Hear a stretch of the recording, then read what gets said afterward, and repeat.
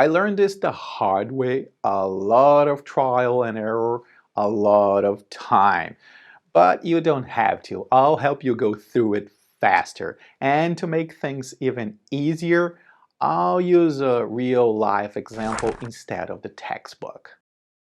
I don't know if this happened where you live, but here the boarding procedures changed a little bit after when the flights resume right after the lockdown. For example, in one of the flights I took, the passengers were told to be seated on the waiting area and they were being called to the boarding line in groups of 3 rows. Seated in rows 21 to 24, my board.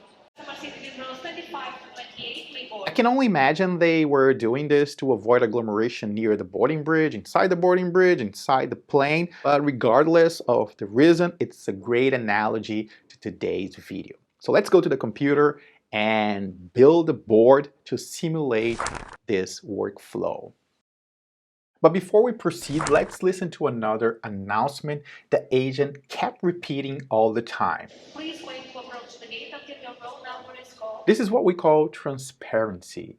It's remarkable how many times we don't follow the rules or procedures, even the ones we created to our own advantage. And many times it happens because we simply forget. You'd be surprised of how many problems can be avoided by simply making the rules clear. I'll talk more about this in a future video, so if it's a topic you want to learn more about, subscribe to the channel. Okay, let's go to the board. To make things easier, I'll pretend the agent was calling 3 passengers instead of 3 rows. The backlog here represents all the passengers on the waiting area, and since they are aware of the rules, they are getting ready to board. And here on the board, this means prioritize. So let's look for 1A, move it to the top, also 2A and 3A. So we now have the 3 passengers that can go to the boarding line. The gate agent starts checking the passports and the boarding passes, and when there's just a few passengers in that line, another agent will call the next group of passengers. The agents were dancing a very choreographed dance. They were constantly looking back and checking the status of the boarding bridge, and at the same time looking at the passengers on the waiting room waiting to board. By the way, if you are a patron or YouTube member, go check the extra video where I explain this workflow in more detail. What they are doing here is limiting the work in progress. They have to do this because the process of boarding takes more time, more effort than checking the documents.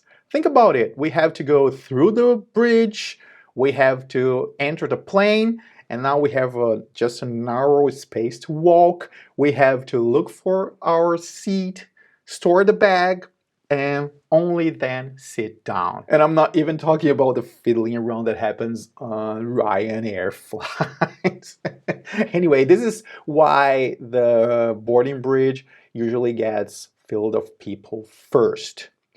And that's what we call a bottleneck. More about it in a future video. Today, the topic is limiting the work in progress.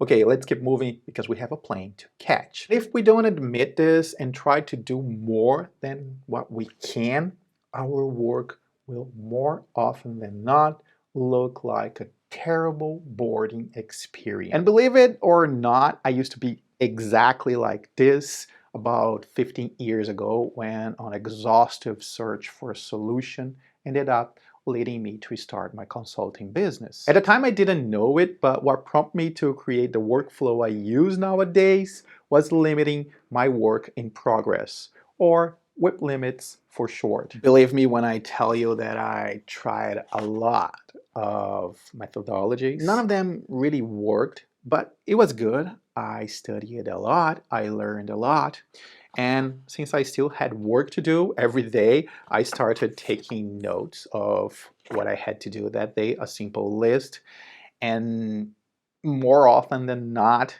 I would end up with a lot of passengers that could not go through the boarding bridge. And that's when I decided to start limiting the work in progress. I used this, and I would write here a few activities that I want to accomplish that day. And this is what kickstarted everything. I truly believe that the most important learning to accomplish more mindfully is limiting the work in progress. But it's not enough. If you don't know where to start by writing down the activities you want to do that day. Try to figure out how many activities you actually can do per day, and then subscribe to the channel because there are many other videos like this coming up in the near future. And if you like what I do here and want to support the channel, please consider becoming a YouTube or Patreon member. Thanks for watching. See you soon.